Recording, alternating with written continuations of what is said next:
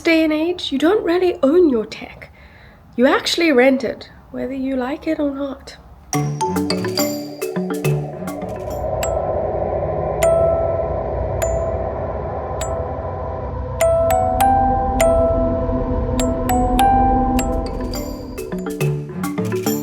Good morning. Cheers. You know what this means? This means it's a working from home day. And I get nice cups. So I'm excited about that. Ideally, I probably shouldn't have chosen today to work from home because I'm going to do a lot of reading. And with a lot of reading, I can also get quite distracted when I'm at home. But we're going to push through. We need to because we have a meeting with our supervisors tomorrow. More of like a brainstorming session. So I want to be a little bit more educated on that. But I want to show you something. And it's actually something that popped up about 2 days ago. I promise I'm not watching Netflix at home while I'm doing my reading here. That's not the distraction I'm talking about. I'm talking about, see over there? Those are 3 digestive biscuits sitting over there that when I can read, I can just munch. And I don't want to do that. So anyway, back to the Netflix. You can see the household family. I share it with my family back in South Africa. I can no longer share it with them anymore because Netflix has imposed the rules and all this other kind of stuff. Anyway, it's not about, today I don't want to talk about, this family sharing platform subscription thing. What I want to talk about today is I want to talk about the subscription economy. We have so many subscriptions nowadays. It is Netflix, like the defaults are like Netflix or Spotify and Apple Music. And then you've got all of the other ones, like I'm leeching off my sister on all of her ones at the moment, which is actually kind of crazy. But I think what I want to talk about is this subscription economy has turned ownership of technology into an illusion, shifting this control from us to the companies that own this technology. And it's kind of crazy how quickly this has spiraled, and it's now just the default thing. So we're going to talk about it a little bit deeper today. Okay, so we just finished our coffee. It was pretty good, I'm not gonna lie. I think I'm getting better at making this whole coffee thing. All the shitty university coffee is making my at-home coffee way better. Anyway, doesn't matter, it was a great cup of coffee. I think I want to talk about the first point on our list of technology and things that we own. In the past, I'm old enough to still have asked for CDs for my birthday. So I remember I have a CD book. I don't know, kids these days probably don't even know what that is, but this book where I had like my favorite CDs in it. And I think I even have like the first 2 Taylor Swift CDs. And at home in my parents' house, there's also like a book of VHSs and DVDs that our parents used to buy. Now, it's very different now. You don't own a copy of any of that music or any of those shows. You stream all of it. There's a plus side to that because now I can get all of Taylor Swift's music or all of whoever else's music whenever I want, and I can almost watch any movie that I want. Let's talk legal sense here. Any movie that I want on HBO, Netflix, what is it? Amazon Prime, thanks Jenna. She pays for all of those. But we can watch any of those things at any time, but I don't own any of them. So I'm no longer collecting things, and maybe that's a good thing. I don't know. But there are some things that become quite bad, or that make me kind of annoyed about the subscription thing. Now, I don't use Photoshop, but I know that when you buy Adobe Photoshop, you buy it, but then you get like sucked into this like subscription thing every month. And there's these really new AI glasses that I really want to buy. They're like 300 euros. The problem is these are like this pre-order ones, so they're for like software developers. But there's like a tiny line at the fine print that says that like it will eventually become a subscription model, which means I'm going to pay 300 and then I'm going to be stuck into the subscription thing. Same thing with like an Aura ring. I don't have one. Or like a Whoop band, these things that are going all over social media. sometimes you don't even pay for the product. You get the product for free, but you're stuck into the subscription, which is like frustrating for someone whose brain budgets, buys, and that's it. Because I don't know where I'm going to be in 3 months or 5 months or whatever. Will I have enough money for the subscription? I don't know, but it means that I can't have that anymore. So these products that we have almost become a service. And the thing with these subscriptions is they promise this level of flexibility. So it's like, okay, cool, you can't pay this month, just cancel it and pay next month or whatever, rather than being like, okay, put out your 300 euros for your fancy AI glasses and then, rather pay 100 euro, 10 euros, whatever, a month for 30 years, or pay 50 euros a month, but if you can't afford it anymore, stop. So they have this like flexibility, but what's actually happening is it's creating this reliance. Now, a similar thing is like smart cameras that are like recording you for security, whatever. If you stop paying or your credit card doesn't work anymore, whatever, to the cloud service, the security cameras no longer work and they just will switch off because, sorry, you didn't pay your subscription fee, out. Logically, that makes sense, but it feels kind of unfair. The same thing with Kindles, okay? Sometimes you pay, like you get the book, whatever, and then the book is just taken down. It's been reported cases that actually happens. And it's because you don't actually own the thing. It's not, and I think the frustrating part is that if I left that book on the train, then, Bianca, you're an idiot, you left the book on the train. But if Amazon deletes the book that I was listening to, or reading, or like Netflix deletes the show I was watching, like there's not much I can do about it. So it's like, at the discrepancy of those companies, but also the moment that like I stop paying, it feels like your world just shrinks, like you have less shows, less books, less this. Some would argue maybe that's a good thing, but others is like, I got used to that and now it's gone. Okay, so we've been sitting here for a while. We just went outside to go touch some grass so we can watch my touching grass and some berry foraging adventures to clear my brain. So I'll get back to you in 20 seconds. I'm going bundu bashing in my Crocs. It's kind of weird but liberating. Best shoes. There's dead ones, green ones, or red ones, round one, dead round ones, black ones with red necks. Then there's these blue round ones, they're big. This is all our haul turned out. I think summer's coming to an end. But how many are there, like 8? Okay, so hope you enjoyed my little foraging effort.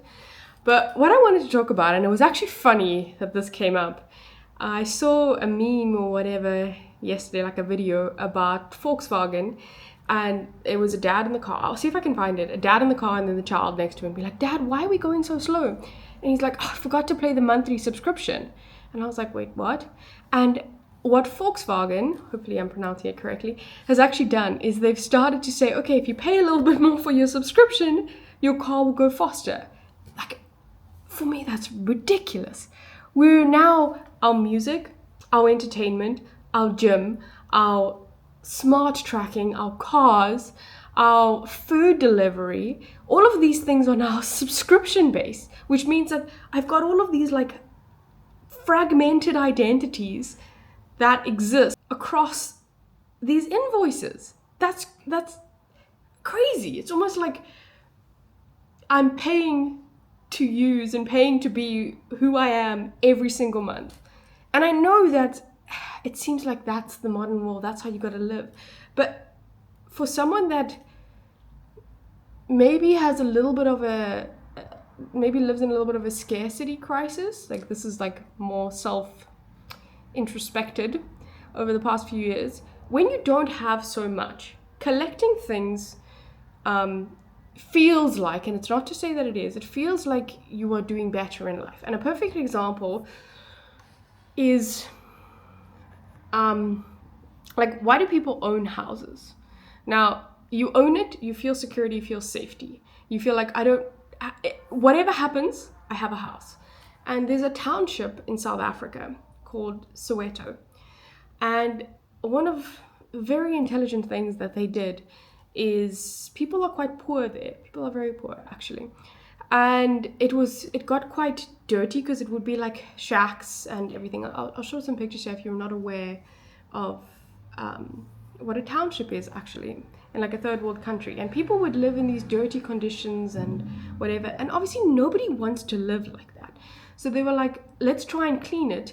But people were like, we don't have money to clean it. We like working 12-hour days. We don't want to clean this area. So they came up with something very intelligent where they were like, okay, instead of you guys building these like illegal shacks or whatever, we will give people a title deed to an area of land, and potentially they've built like social housing, whatever, on it, and say you own it. And what happened? People started to take care of that place, started to take care of the surrounding areas. They cleaned the ground, they did all this kind of stuff. You had this new like beauty that came up because of this ownership. And it goes back to being like, I own a house. It's part of my identity now. It's something, it changes who you are. And when you don't have anything, like I'm renting this place here in the Netherlands, and at some point they're gonna kick me out. And I'm scared. There's a huge housing crisis. Where am I gonna find a new place to live? And it's the same, but on a different scale. Obviously Netflix, like who really cares about Netflix in the grander scheme of things? But it changes who you are as a person when you potentially own things. The minimalists are going to come for me to be like, hey, no, you don't need to own that many things. I think you can say that when you have the privilege to be like, if you needed something, you could go buy it tomorrow. If you don't have the money to be able to like just go buy something tomorrow, then owning things is important, because it means, you know what, I've got this. I don't need to plan for this. I can afford food tomorrow, and I don't need to think about where am I going to live. So I think there's a privilege in saying that you shouldn't own that many things. So yeah. Okay, we're outside again. It's a little bit later in the day now. We needed to get outside. We haven't made too much progress at home, but that's okay. Reading is also important. I wanted to talk about the expense of these things. I know I've alluded to it before, and I'm very lucky that I am now in the stage of my life where I am the sponge. I wasn't for a while, but with a PhD, there's certain salary cuts that I had to make. I mean, well, I made a huge salary cut, which meant I had to make a lot of other cuts in terms of money in life. And I've got very lovely family members who allow me to sponge off most of their subscriptions. But it's that silent thing of they're in control, which means that if they want to raise the prices and you still want access, you just land up paying. There's no like, oh no, I can't afford this anymore. You're like, I still need access to Spotify and Netflix, all this kind of stuff. And the scary thing is, and your cloud services. Okay, I don't spend, those are mine. But all of these things, as we live in this technological world, we generate content, our pictures, our videos, our algorithms that are like adhere to me. So Netflix knows what I like to watch, Spotify knows what I like to listen to. And this knowing of Bianca is kind of what I accept, or what I crave, or what I need when I have these subscriptions. It seems to just know me. And if Spotify is getting too expensive and I need to switch to YouTube Music or whatever, it's too much because Spotify knows what I like and I can't transfer my algorithm across. So it feels like I'm just going to have to pay more for Spotify. And I think that's a problem. And we're at the beck and call of these companies. Obviously, you can say no, but still, you don't have a choice sometimes because of what they offer you and how they've collected my information over time. And it's so annoying, but it's also like takes a lot of the decision-making process out. Refer to yesterday's vlog on that, which is, again, damn it.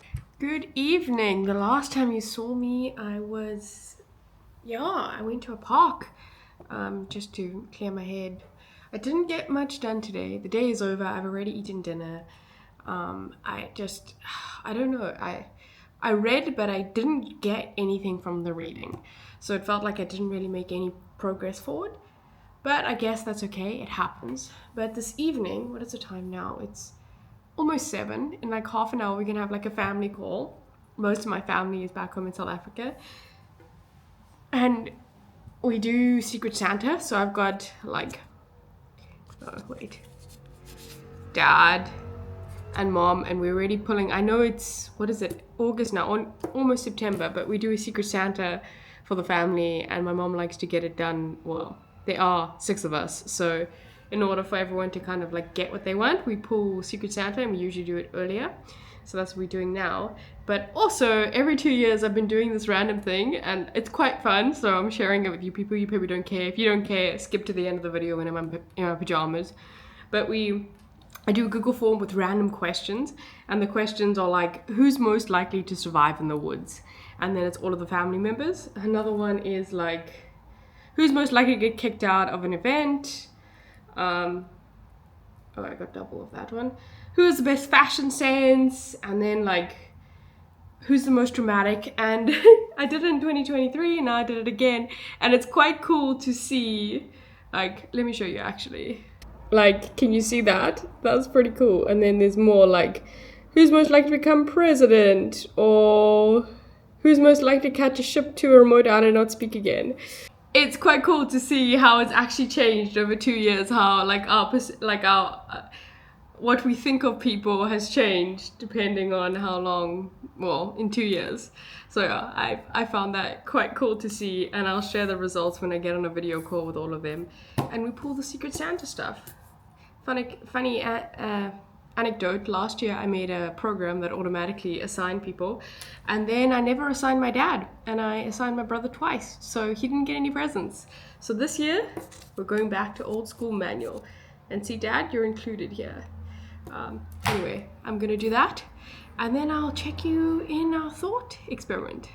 Good evening. The family call was really fun, actually, to see everyone and like go through all those pie charts of like how it progressed over the years. I don't know, very, very cool. I suggest you do it. It's also be nice to see in like a few years time, like if we do it consistently for like 10 years, how much has changed. So I think it would be fun. Anyway, back to subscriptions. Now this one you need to take with a little bit of a pinch of salt. Okay, so imagine if the physical world worked with the subscriptions. You buy a house, but every month you have to pay a subscription to keep the doors unlocked. You buy clothes, but the pockets only work once you've paid the subscription fee. Ownership without payment suddenly collapses. Now, I invite you, look at your phone. How much of your life disappears if you miss a single bill? Kind of crazy. And it's one of those things where I guess we're paying for the entertainment factor, we're paying for the usability, we're paying for all this kind of stuff. But because it's so much tech and clouds and all this kind of stuff, we don't ever pay for the infrastructure. So in 10 years' time, I looked at it, I was paying for Netflix for like 10 years. And like I have nothing to show for that Netflix. I guess some enjoyment of it, but like nothing more. And I don't know if that's actually a bad thing, like less is more, but like I said this morning, it's a privilege to have that. Anyway, let's not get too deep on this. I'll see you guys tomorrow morning. It's Friday. I wonder if it's gonna be payday. I really hope so, but if not, we'll have noodles. See you guys tomorrow.